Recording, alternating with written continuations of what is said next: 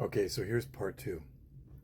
I just spent about a good 8 minutes, for whatever reason, giving you an introduction, a thanks, and a story time retelling of a couple of the most memorable hard right wing conservative professors that I've had. A couple of them, like I said, ended up where there was complaints at the university and even a couple lawsuits and a deposition or two. And yours truly, I got pulled into it because I was an observer and I saw things go down, and I had to talk about what I heard. And I'm good in a deposition. I'll just tell you that. You can't pin me down because I'm wily. I'm wily.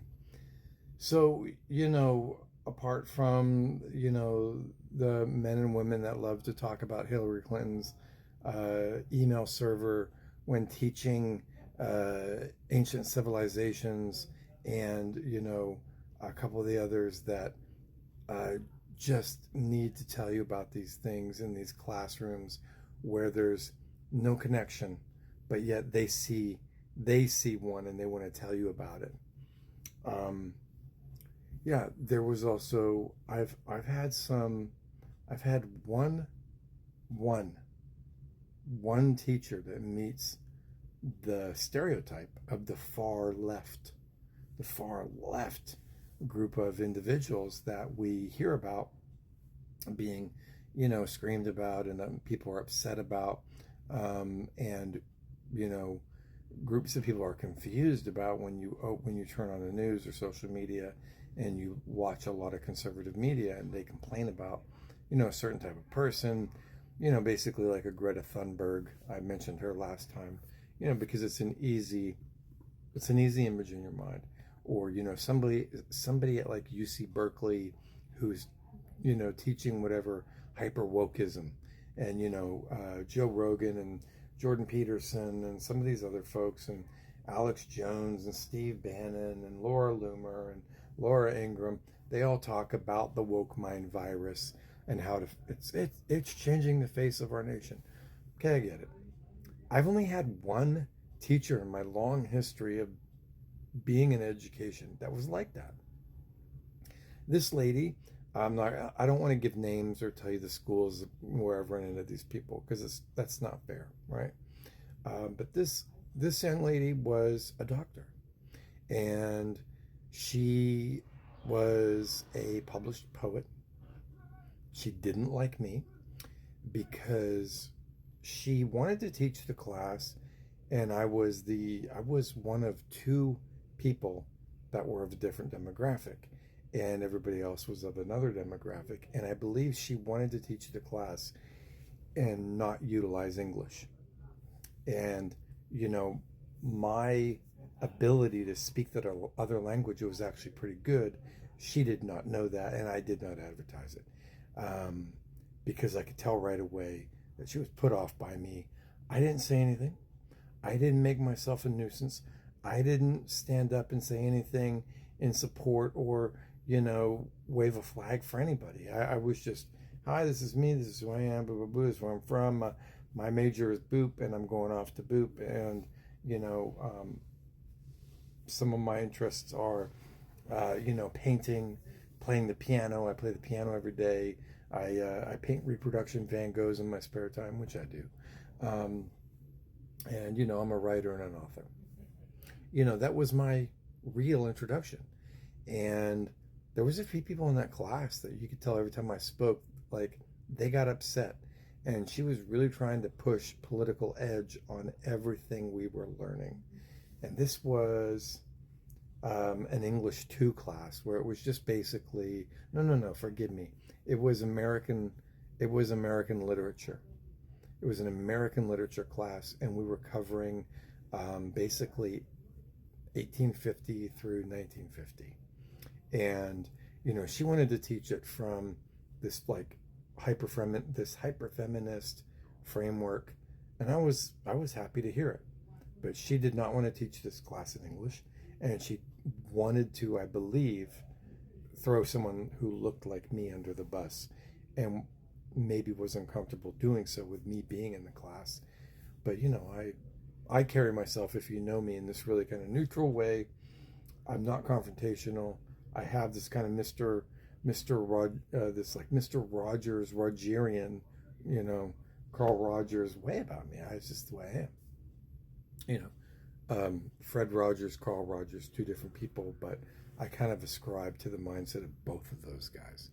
And yes, I said I'm a painter too, so you know, a little bit of Bob Ross in me. And you know, my mother was an art teacher. What are you going to do, right? So I've had some really great professors. I've only had one that was like that. Recently, one of the professors I had was telling me a story.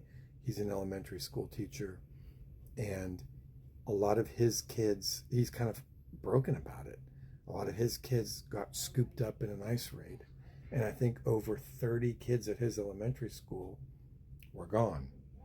And you might be thinking that, oh, it's California, who cares? There are a bunch of kids that shouldn't be here. You know, your empathy might be at zero for stuff like this.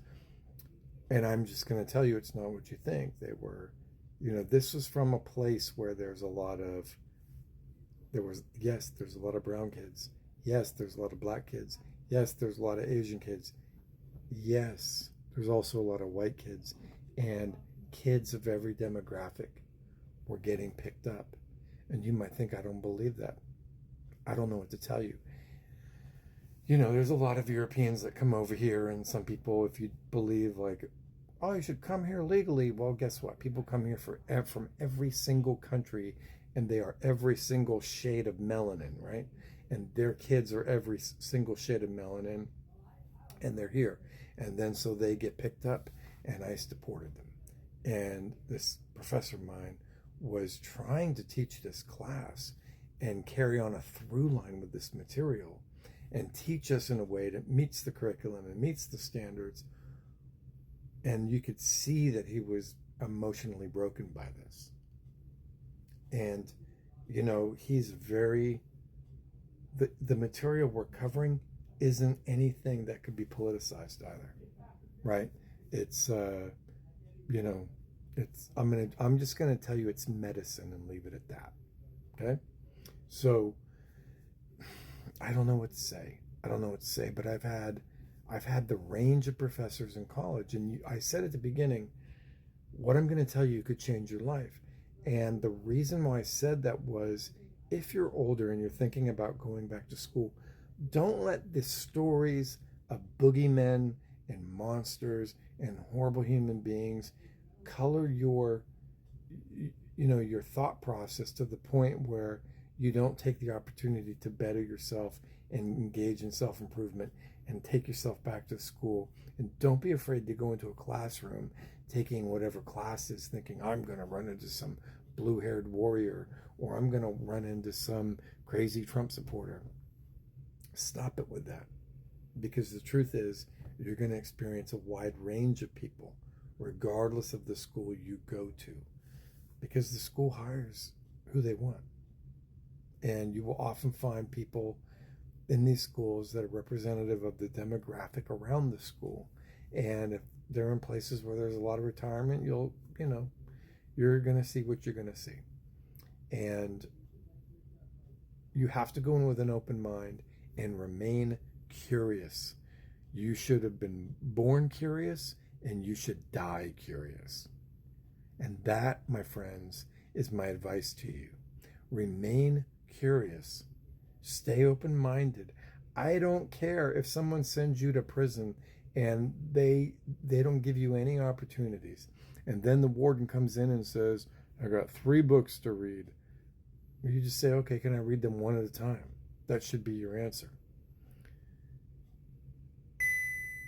Always, always try hard to make your life better, regardless of the obstacle. Keep fighting, keep thinking, keep dreaming, choose life, practice kindness, be kind to yourself, and you will automatically be kind to others. Be well.